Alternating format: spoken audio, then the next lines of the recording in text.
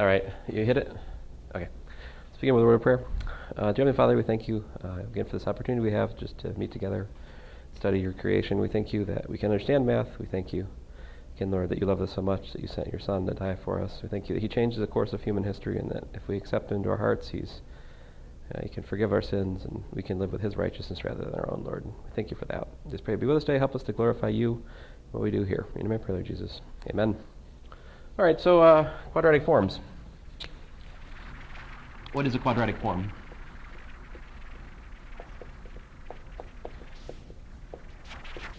So basically, Q, a mapping from, say, Rn to R, is a quadratic form. Now, you could just say it's a homogeneous, it has a formula which is just built from sums of things of order 2, like x squared, y squared, z squared, x times y times z, stuff like that. But for us, a convenient definition is the following.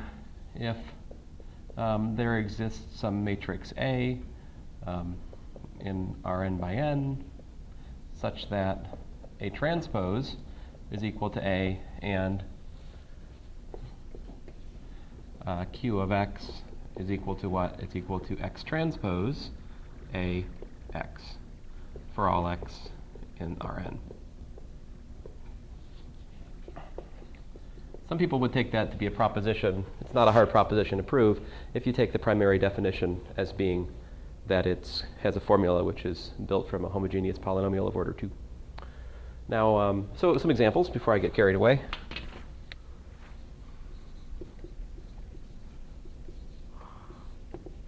So I'll give you a two-dimensional example. Q of xy is x squared plus 2xy plus y squared. This is a quadratic form. Its matrix is as follows. So I can do x comma y times a certain matrix times xy. So this is yet another thing you can do with a matrix. This is not a linear transformation, right? Because the way the matrix is working, it's a little bit different. Like a linear transformation, we have, you can go sit. Is that where you want to sit? No, I don't really care. Because you should sit where you want to sit. I mean, it doesn't matter. It's cool. Like, we haven't done much. You just go sit. It feels out of place. You need to sit there.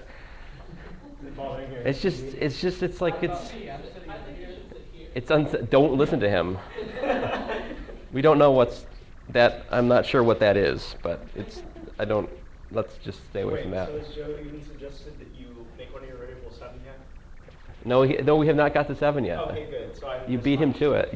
I'll do that in the next example. Sure, I'll put 7 in the problem. Let's see here. So this would be 1, 1. Let's not get crazy. 1, 1, 1, 1. Yeah. Oh, sorry. This is not the greatest problem to see contrast on. Ooh, that's a bad example. Sorry about that. But if you multiply that back out, you'll get to that. Here, let me look at a left. How did we come up with the 1, 1, 1, 1? Figure. Q of x, y, z is equal to x squared plus 7. I'd rather show you by example than give you an algorithm. 7xz plus 3y squared minus z squared. All right. This is a quadratic form in R2. Here's a quadratic form in R3. So x, y, z.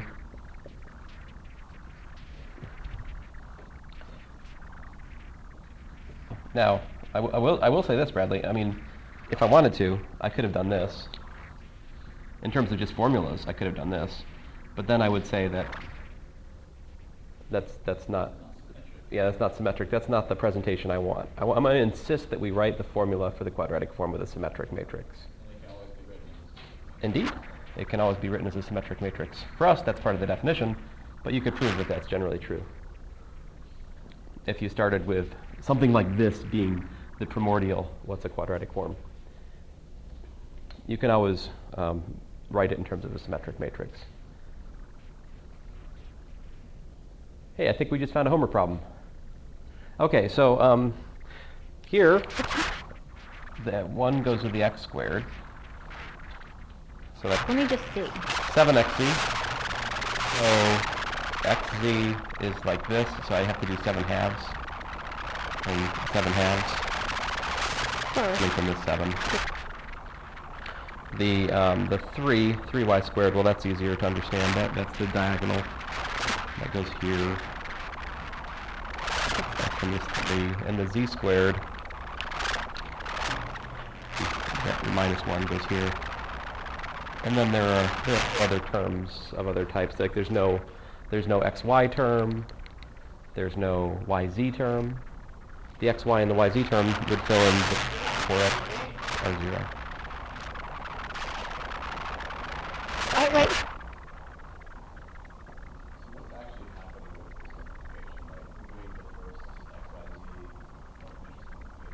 Yeah, I mean, so this one, if I was to work it out, would be xy.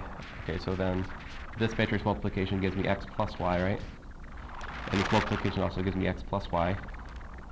So then I take the dot, basically this is the dot product, right? So that gives me x plus y squared plus x plus y. Oh, I'm sorry. I'm an idiot. It gives me x times, I can't do math, x times x plus y times x plus y. Oh yeah, matrix multiplication is associative, so I could do the row multiplication first or the column multiplication first, but, you know, Republicans elected, Democrats elected, whatever. So, yeah.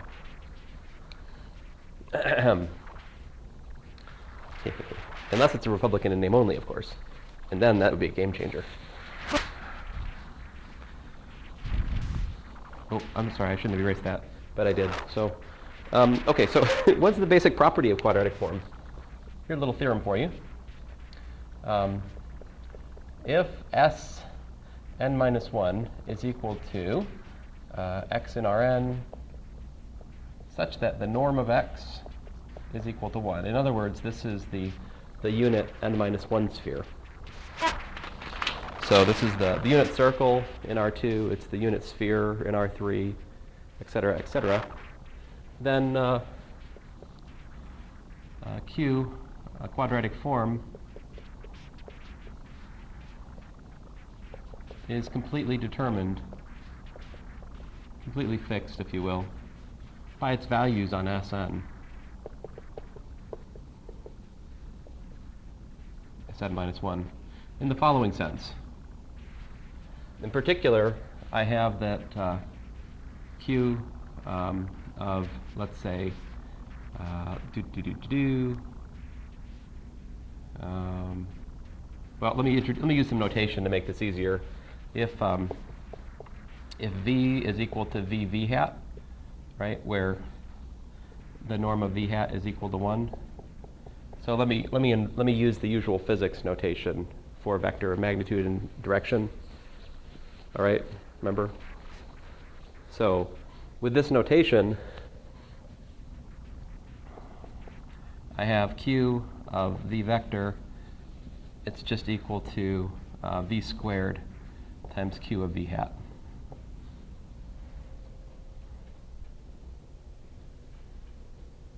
So the value of the quadratic form is completely determined by what happens on the unit sphere.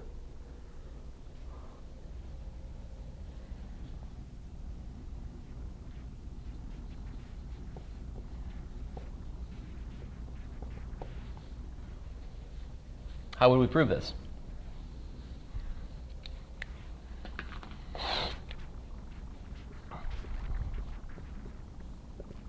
So let V equal to VV hat, as I have suggested in the theorem, right? Take your favorite quadratic form. So Q of x is equal to x transpose AX. You know, set x equal to V vector, what happens? VV hat transpose A VV hat. How's that work? Well, it's a scalar multiple, right? So you pull out a V squared, and then you've got V hat transpose A V hat. But that is exactly what?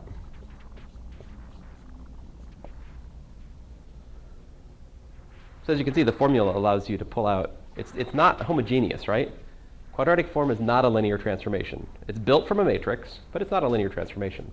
It's something very different, right? So this isn't homogeneity. It's like squared homogeneity or something, right? I mean, it's different. But apparently, if we understand how the quadratic form works on the unit sphere, we understand how the quadratic form works everywhere, which is pretty awesome, right?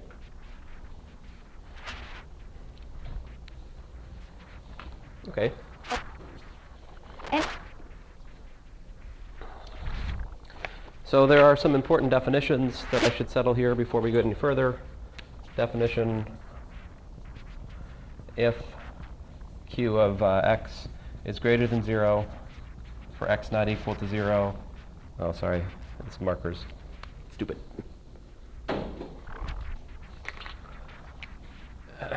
If q of x is less than 0 for x not equal to 0,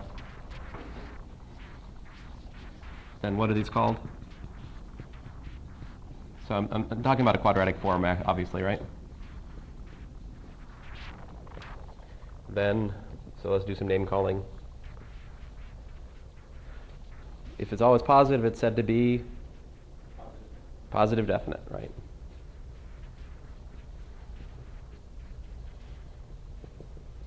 If it's always negative, it is negative definite. If it's otherwise, some people would, if it's like sometimes, if it has some positive values and some negative values, it would be like semi-definite or something. I don't know. It depends on what book you read, what they will call something that has no zero. If it never hits 0 for non-zero values, that's a thing. I mean, non-degenerate, I think, is what I would say. I would say that if this is the term I would use, if q of x is not equal to 0 for x not equal to 0, then it's non-degenerate. So a non-degenerate form,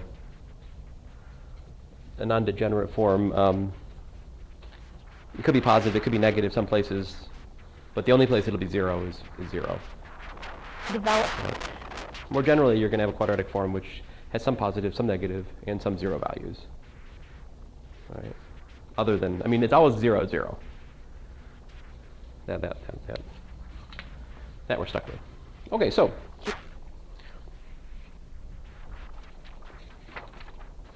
here's the theorem. And this is known as the real spectral theorem. Let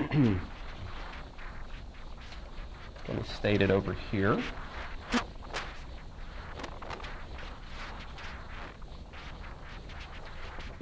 Do sporadically check the audio. I got this silly recorder, so I have a backup, but I keep forgetting to start it, then it doesn't really back up, does it? Oh, also to record my conversations with other people when they least expect it. No, of course, I wouldn't do that. I don't really say anything interesting enough to record. Let's see here. So spectral theorem. I was talking to Christian. I don't want a record of it. Let's see here. So let A be, n by n matrix, and A transpose equals to A, so a symmetric n by n matrix. Then there exists On norm connect. basis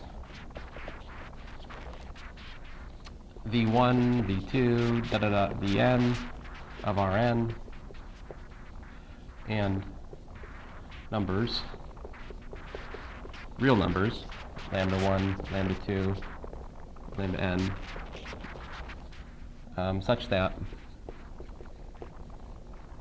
a v I equals to lambda I vi for I equals to 1 to n.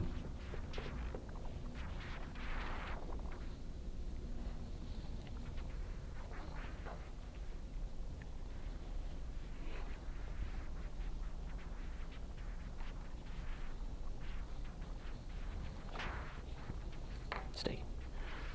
All right, so very excited about this because I don't think I've ever lectured this before, and it's just so neat, the proof I found. Not my proof, of course. Although, in retrospect, I realize I've given this proof in my Calc 3 notes without realizing it's what I did. So here's the proof. I think you guys are really going to like this. At least I do. So, we let Q of x equal to x transpose AX. All right? This is a continuous function. In fact, it's a smooth function, right? That's a smooth function where? What's the domain? What's the codomain? What's the codomain?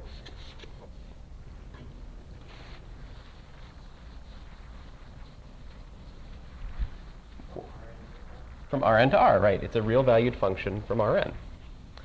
Very good. And how can I be sure that I have a maximum for this function? And I do have to rely on a theorem of topology here to go forward, but I think it's not such a bad thing. The theorem I want to rely on is that if we have a compact subset of the domain, that this function attains a maximum somewhere in that compact domain. So what's a compact subset of Rn we can work with? Sn minus 1, right. We work with the unit n sphere. I know there exists a maximum for this quadratic form on the unit n sphere. So the method of Lagrange multipliers will work. And so let's find the Lagrange multiplier condition for that maximum. So let's let V1 be the maximum of Q restricted to the Sn minus 1 sphere. So what's a necessary condition for that to hold, for that to fit? It has to have what? It has to have the gradient. So I guess the n minus 1 sphere, the question is how do you characterize that in terms of a level function? I say that that's f inverse of 1, where f of x is equal to what? X transpose x, very good.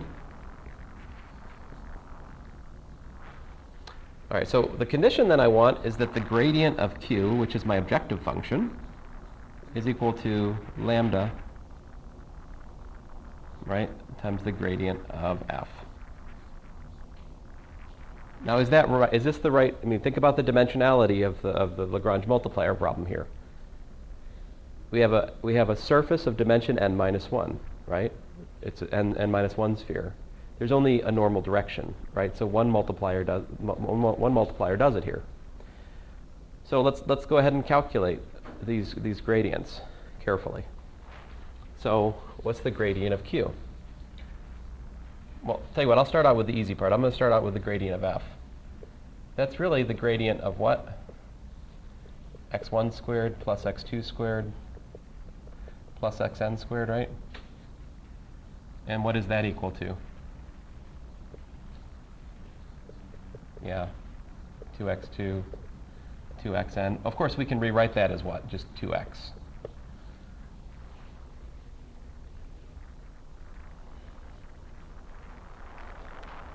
How about the other thing? What's the gradient of the quadratic form? Nabla q. Well, here I found it convenient to look at the jth that rather than to try to calculate it all at once. Let me look at the jth component of that. That would be what? The partial derivative with respect to the jth coordinate of what? X transpose AX.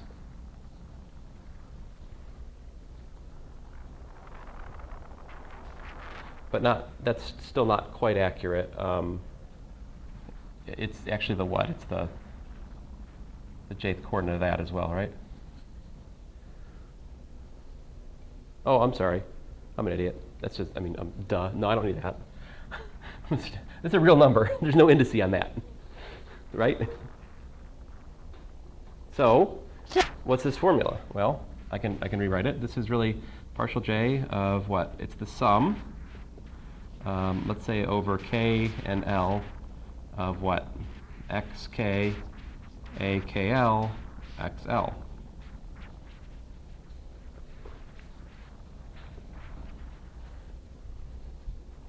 Now A is a constant, all right?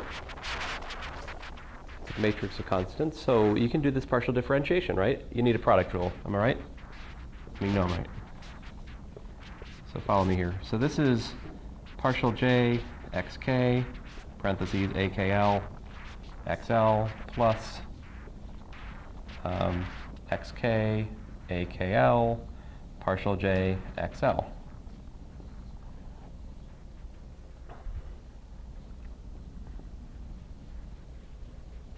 What are those, though? It's up.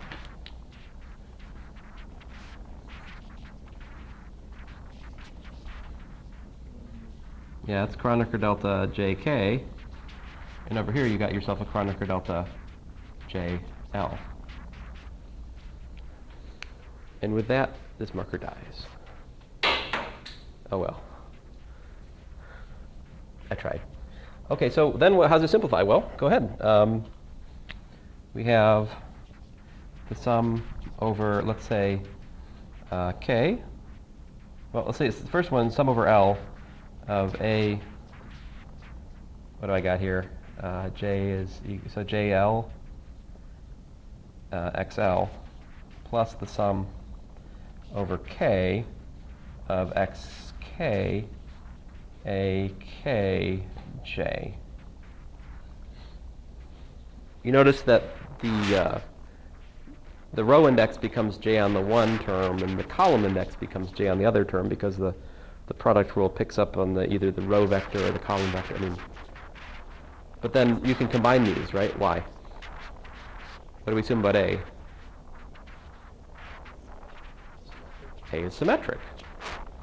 A is symmetric, so we know that Aij, or let me more to the point, yeah, okay, so Aij is equal to Aji for all ij. In particular, that means I have the sum over which one do you want to guys? Which one do you guys want to keep, K or L? K. Okay. Funny. So Ajk xk. There's a 2. By the way, that's the column. That's the matrix column product, the jth component of the matrix column product. In other words, you see what I have here is I've got 2 Ax and the jth component of that.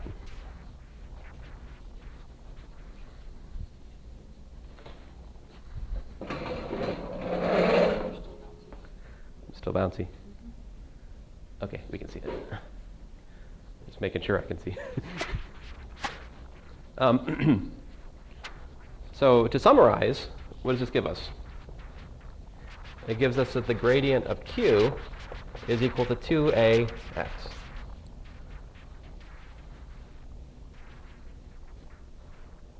Okay, so we go back to the Lagrange multiplier condition over here. Sorry.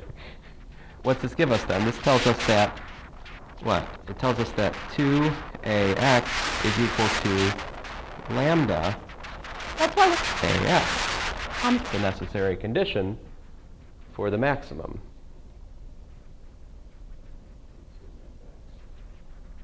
Oh, there's 2, sorry. Oh, I'm sorry. Yes, thank you. But,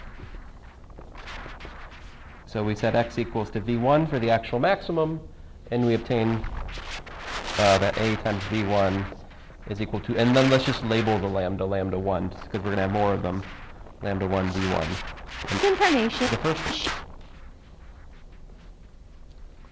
In other words, the Lagrange multiplier condition is the eigenvector condition. You guys may or may not remember this, but this makes v sub I an eigenvector of A with eigenvalue lambda sub I. In other words, what this theorem is really saying is not just an orthonormal basis, it's an orthonormal eigenbasis, which is ever so very precious to us, as we recall how eigenvectors accomplish diagonalization in linear algebra. They make formulas as simple as possible. We'll see more of that at the end of lecture. If you're rusty, I have examples to show you. Okay, so then what's next? How do you get the next one?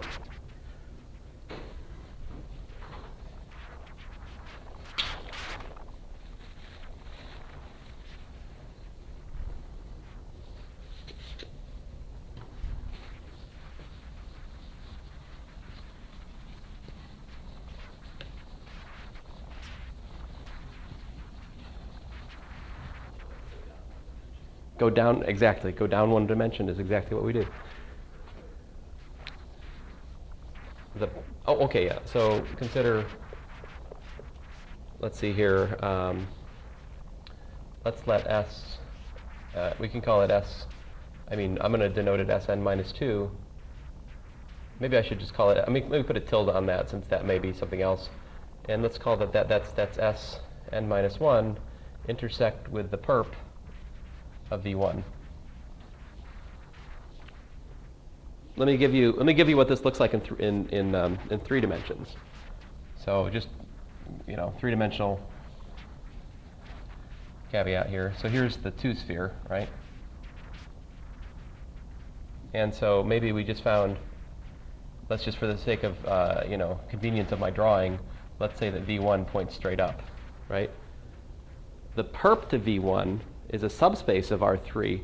It's a set of all vectors which are perpendicular. It's the xy plane. It's what V1 perp is. So this, in the context of R3, just becomes the equatorial circle.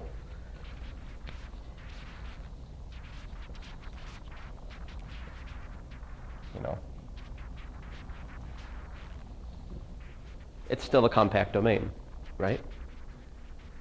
But it's a compact, it's not n minus 1 dimensional anymore. Now we have an n minus 2 dimensional surface in Rn, right? So now there's 2 extra dimensions left. The normal space is 2-dimensional now. So when we go and apply the method of Lagrange multipliers again to this new compact domain, S tilde n minus 2, we're going to need 2 multipliers. So let's let V2 be maximum of Q restricted to S n minus 2 tilde. Right? So what condition do we have? We have the condition is that the gradient of Q, right? It's some constant, let's say lambda 2. The notation in the book I was reading is lambda 2 1 V1 plus lambda 2 V2.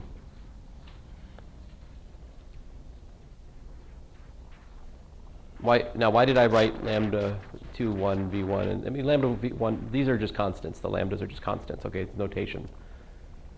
How do I know that those have to be, that those are enough to cover the gradient of the quadratic form on this constraint surface?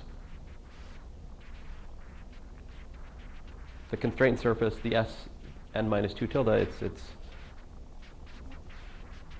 it's defined by 2 constraints, right? The one is this one. It's F, this X transpose X, like that, right? And then the other one was what?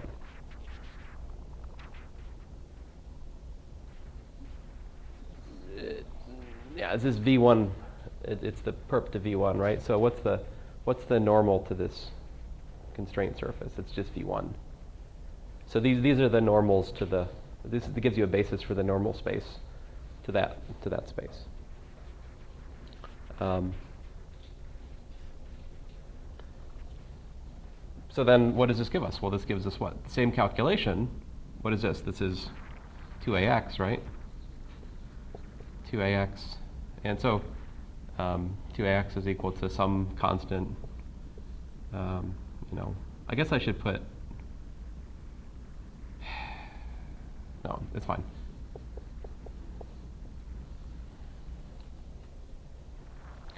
But then the x we're interested in is the maximal one, right? So I shouldn't put x there. I should put what? I should put V2 here because that's the one that satisfies the Lagrange multiplier condition.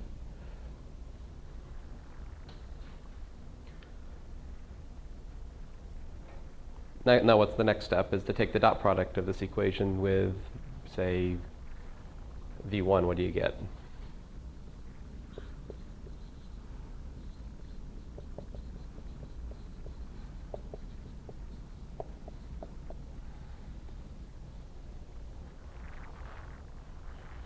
So let's see here.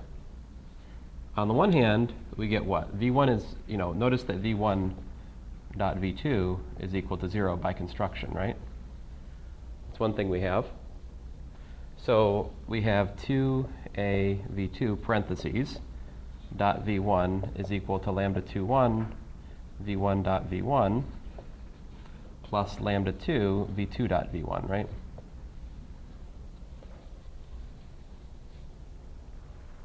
So this is by construction 0, and this of course is 1 because v1 was, where was v1? Well, v1 is the maximum on the unit sphere, right? So v1 has length 1. If v1's a point on the unit sphere, its length is 1, right? Joe? Should I work with the unit 7 sphere? You know, like spheres of length 7 instead of unit. We have like all factors of 7 all over the place. They'd be better. No? Oh, I'm still using it as a number. I still haven't really. You got me. It transcended my humble, my limited numerical view of 7. Yes, I'm not there yet. I will one day. So how do you do this calculation over here? I can't just drop and like, you can't just. It's not just that it's. You know, I can't just erase the parentheses and reorder them. I have to actually think through this. Yeah, transpose. So this, let's see, is, yeah, we could do, I'll take your advice and do transpose. So that would give me V2 transpose. Oh, okay, yeah, A transpose V1, which is what? A is what?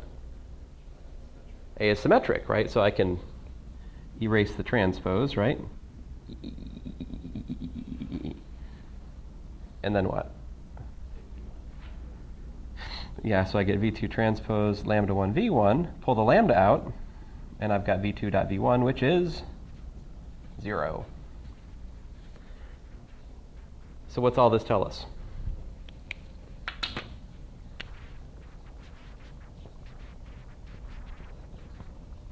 Exactly.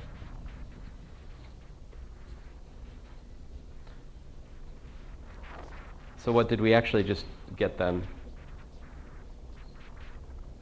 0 equals 0.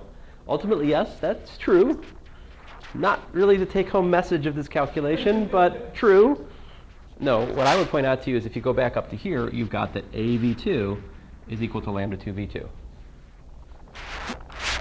Rather The other thing was 0. So there we go. AV2 is equal to lambda 2 V2.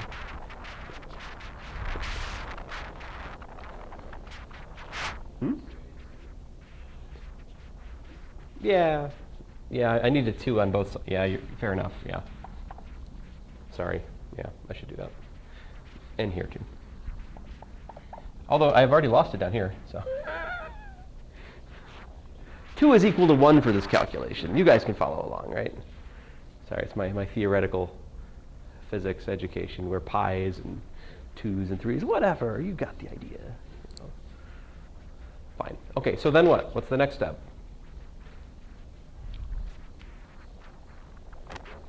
Again, right, it's spheres all the way down. So what's the next sphere?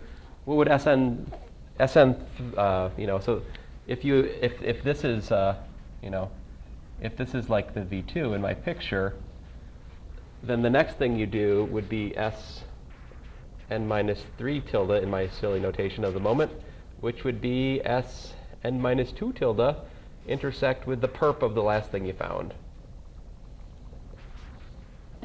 So what's V2 perp? It would be this thing. Right? So at this point, you've just got a pair of antipodal points in 3 dimensions.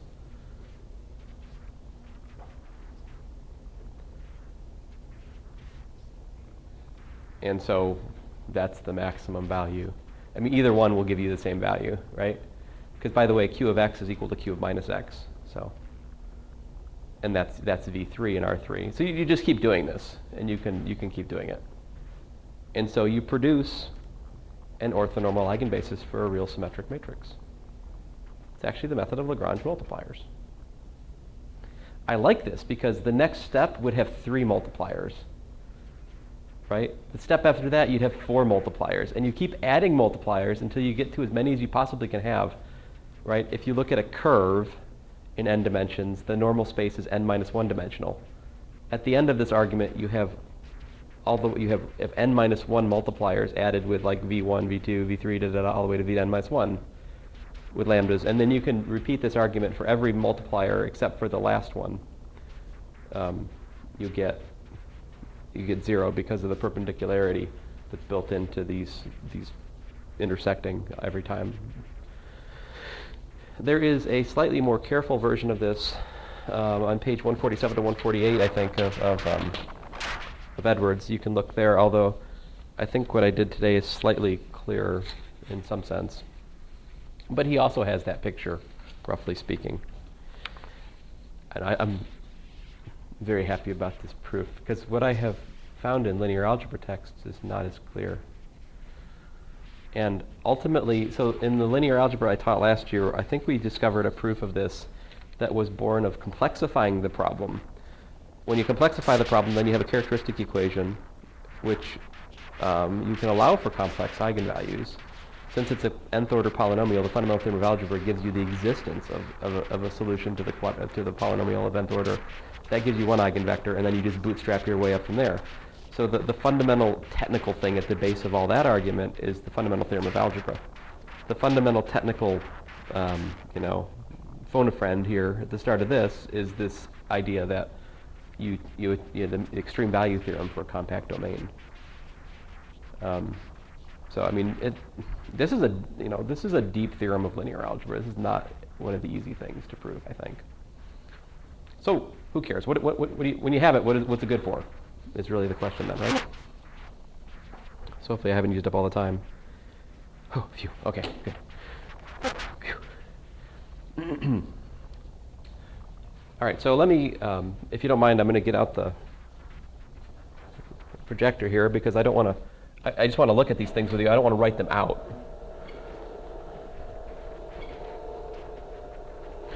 And then I'll put this away and write more once we get past this little bit. If that's okay with you guys. Well, even if it's not okay with you guys, I'm still going to do it. You guys are kind of dead today. All of my classes have been dead this week. It's because I give tests to them? Well, but that was a good test. It had goodness. No? It wasn't bad. I don't know that I would pass that. Yeah, one good. Did you learn? Yeah. There you go.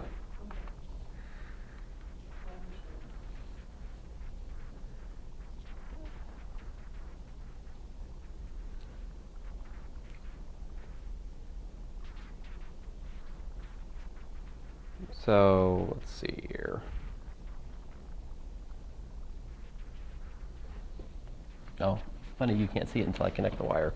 It always works that way. Until it doesn't. They'll be wireless like 5 years from now. Let's see here. Actually, I kind of like the wire here. I'm not sure I trust IT with wireless for this. Wire's good.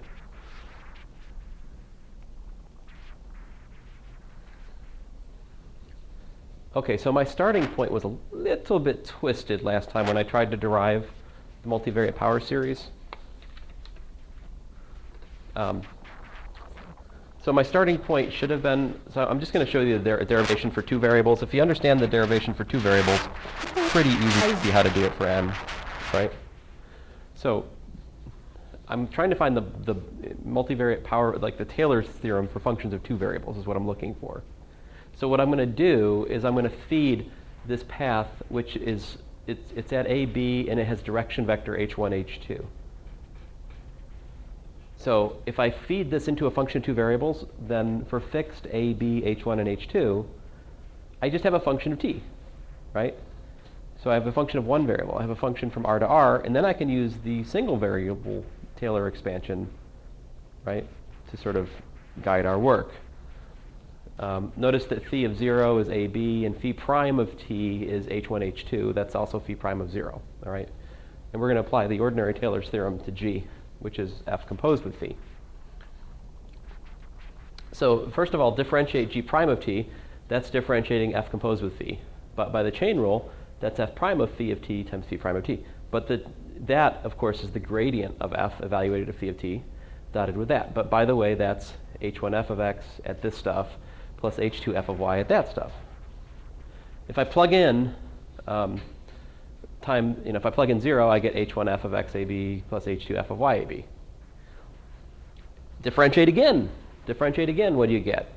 Then you start picking up these double derivative terms, fxy, fyy.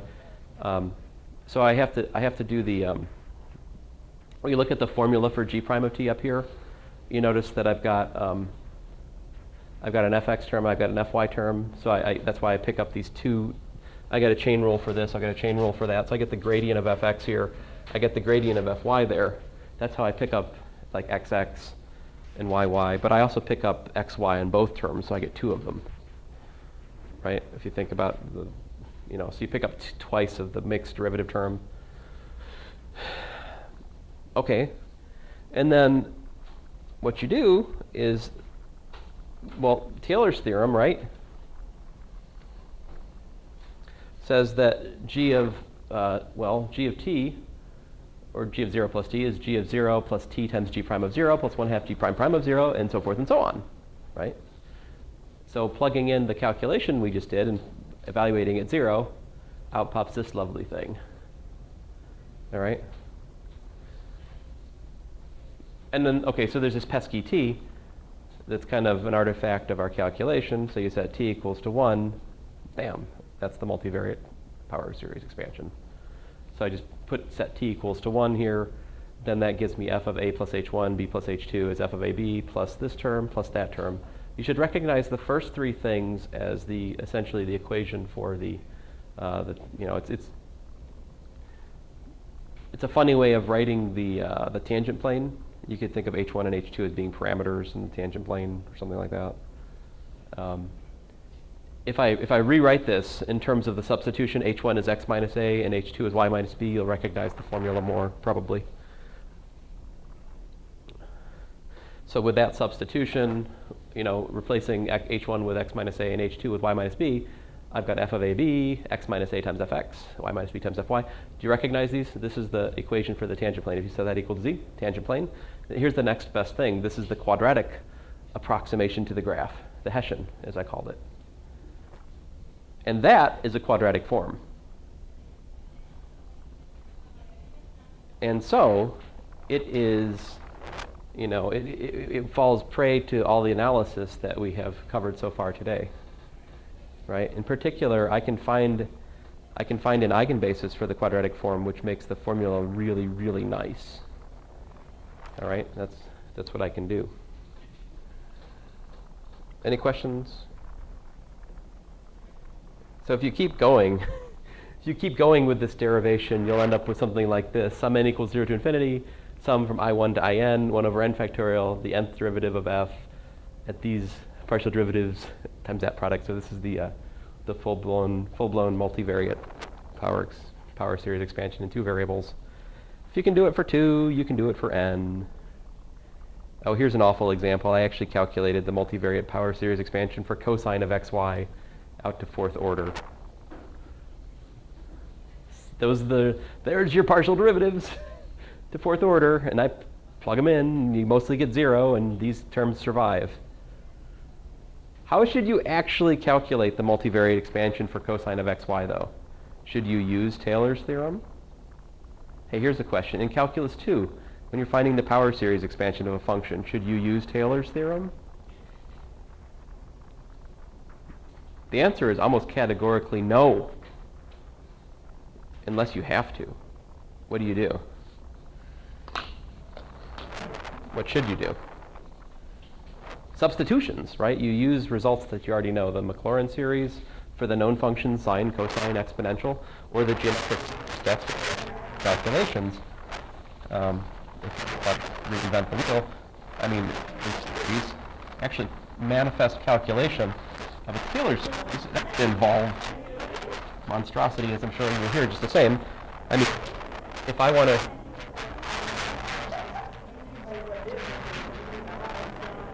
think about a substitution, u equals xy, right? So I know the power series expansion for cosine is 1 minus the 4x fourth plus da da da da, and then Now, of course, that begs questions like, is that substitution valid? How would you establish that analytically? And that's a good question to ask, and that's not a question that I'm going to answer in here, because we simply don't have the analytical willpower to get through that question in here without. Well, I don't want to make your semester just about this class, so let's just leave that question aside. All right, it can be shown that that substitution idea is pretty much generally valid. Do you see the idea versus that idea? So you guys can tell me some other, like, what if I want to find the power series of this? Suppose e times cosine of y, yz, and suppose I want to find it at the point, I don't know, 1, 0, 0. I'll keep it somewhat simple. So this basically means I want to look for x minus 1, and these guys basically say I can look for y and z. So here's a trick. If I want to make an x minus 1, what I do? I do x minus 1 plus 1, like so. yz is fine, I can leave that. What is e to the minus 1 plus 1? Well, it's just e to the minus 1 times e. And there you have it. So that's like plus 1 half x minus 1 squared plus 1 over 3 factorial x minus 1 cubed plus da-da-da-da, that times 1 minus 1 half y squared z squared, and so forth.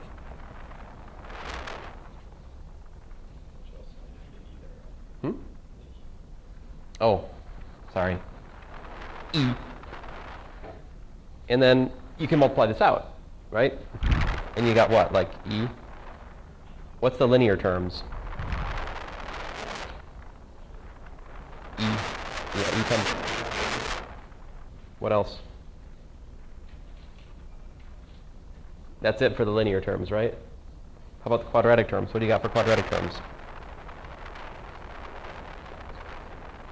E over 2x minus 1 squared. Yeah, and then that's it, right?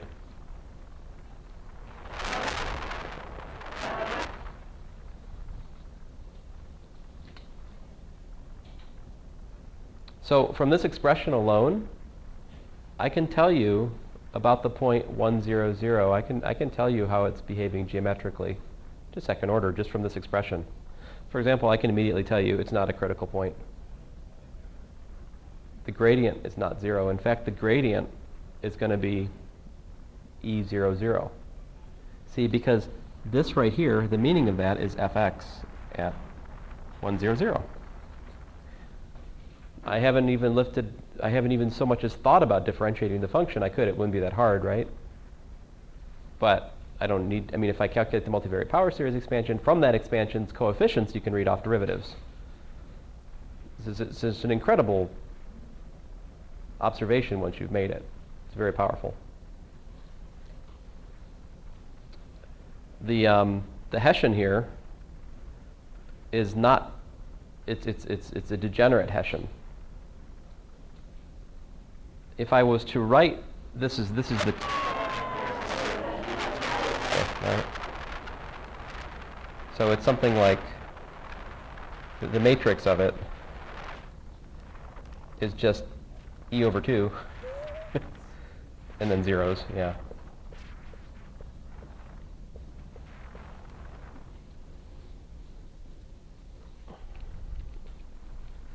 Okay. Anyway, I will assign you some fun homework problems about like finding multivariate power series expansions of functions. Those are not hard. They're really just very straightforward computations. It is, trust me, once the dust settles, what you'd like for me to put on the test.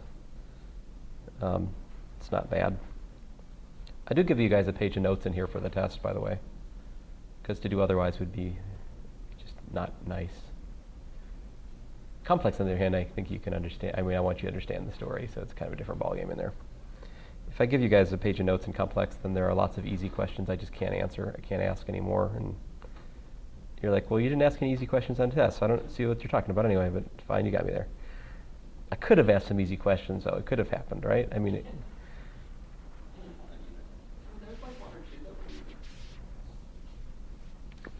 Okay, so, yeah, I think that's fair. So, really the point here then is, if you have a function, right, and it has a critical point. What's a critical point again? It's a point where the gradient is 0. That means that the quadratic term in the power series expansion is dominant, provided it's non-zero. If the quadratic term is 0, that's just another thing altogether. I don't know. I don't have.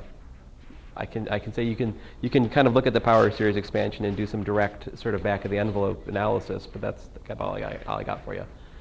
So these are the basic examples to understand for functions of two variables. If the quadratic form was x squared plus y squared, that means that if you look at the graph locally, if it's a critical point, it looks something like a bowl opening up, right? It's a what's this called? A paraboloid, right?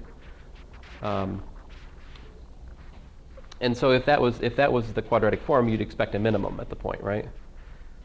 If you had something like x squared minus 2y squared, that gives you what's called a hyperboloid, right? It's saddle-shaped at the point. Okay? Oh, there's something missing from my discussion here. Let me fix it. Since we know an anxiety to We scan. should have with us as we're looking at these examples. What's the connection between the formula? What's the connection between the formula for the quadratic form and the orthonormal eigenbasis we derived the existence of? Like I derived the existence of the eigenbasis, but I forgot to give you the punchline. The punchline is, with respect to that eigenbasis, the formula for the quadratic form is very, very simple. So Causing a that disorder that can cause severe. suppose I've got like y1 v1, y2 v2, plus da da da yn vn, where the v1 through vn is the orthonormal eigenbasis we talked about in the real spectral theorem. The formula for the quadratic form is just this. It's lambda 1 y1 squared plus lambda 2 y2 squared plus da da da da plus lambda n yn squared.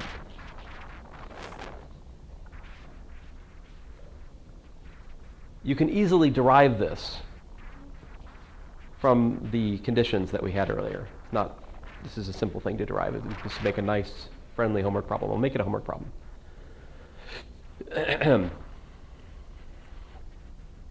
So, as you're looking at the formula, right, as you're looking at, what's missing here?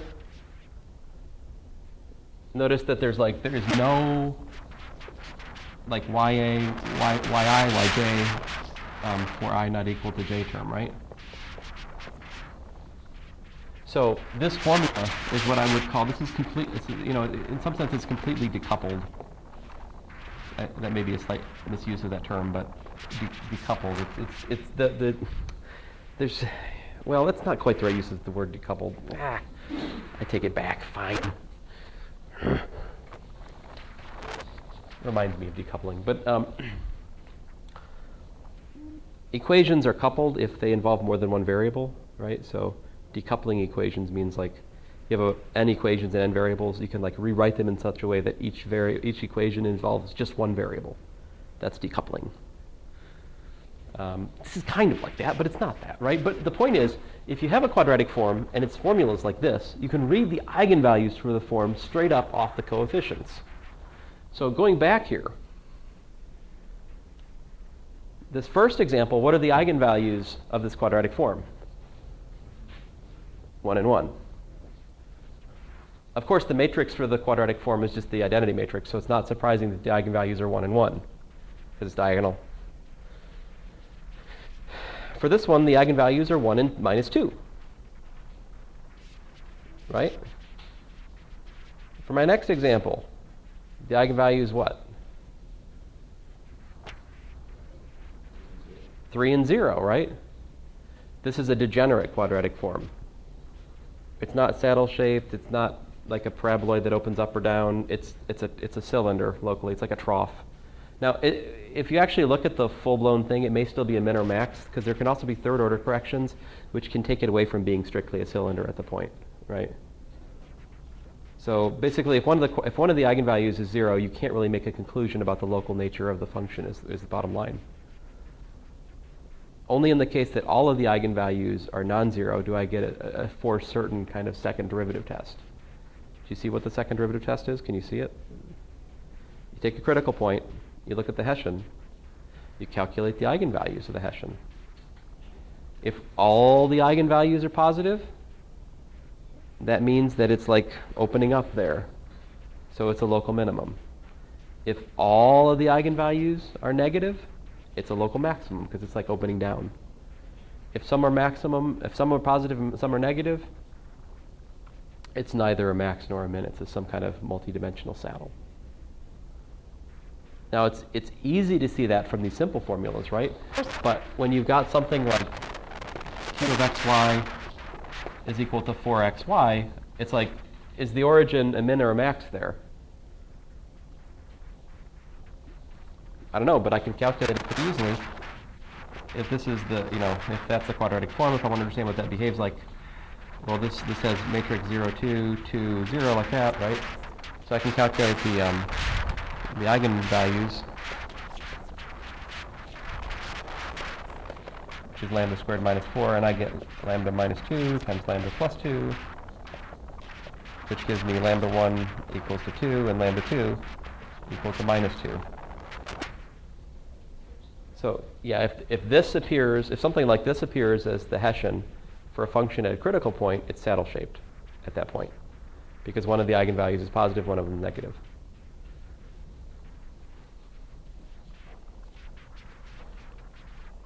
Now, of course, you can't, how do you analyze functions of 3 variables? I can't just draw a graph anymore to think about it, right? But I can still think about families of level surfaces, right? And so like this, if I had a function of 3 variables, the Hessian would be something like that. X squared plus 2y squared plus 3z squared is an example I could have. If I had a critical point at 0, that could be the Hessian for a function of 3 variables. If I had that, 0, 0, 0 would be a local minimum, because here I have eigenvalues 1, 2, and 3, which tells me that basically as I go away from that point locally, it's getting bigger in any different direction. That means it's a local minimum. So once you understand what I'm saying, you'll see that you have complete control over the Hessian, over the quadratic piece in the power series expansion by knowledge of the eigenvalues of the matrix of that form.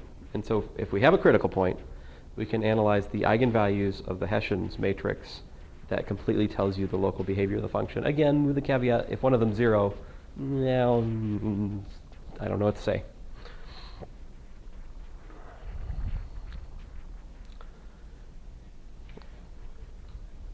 Questions? Now, some of you are rusty on eigenvectors and eigenvalues, right? Yeah. I was going to ask how you would do the eigenvalue last time. What you found there? Oh, there I was just reading off the code.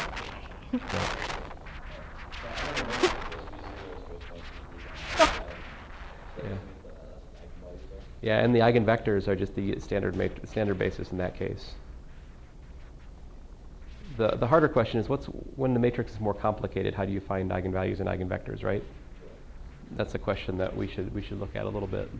Let me try to find the right example to answer that question. Maybe this is a good example.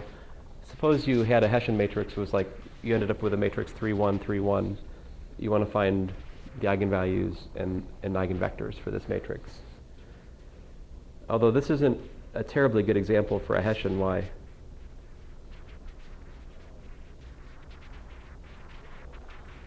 Yeah, this is not a symmetric matrix, so this is kind of not terribly relevant to the direct problem we're looking at in here.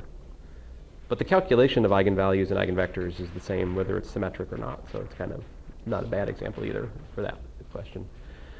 So first thing you do is you set up the characteristic equation, determinant of a minus lambda I equal to 0, right? That will give you, for an n by n matrix, it gives you an nth order polynomial, right? Now, it's an nth order polynomial. It will have n solutions, but generally speaking, they could be complex, right? So you can have a matrix that has no eigenvalues, no real eigenvalues.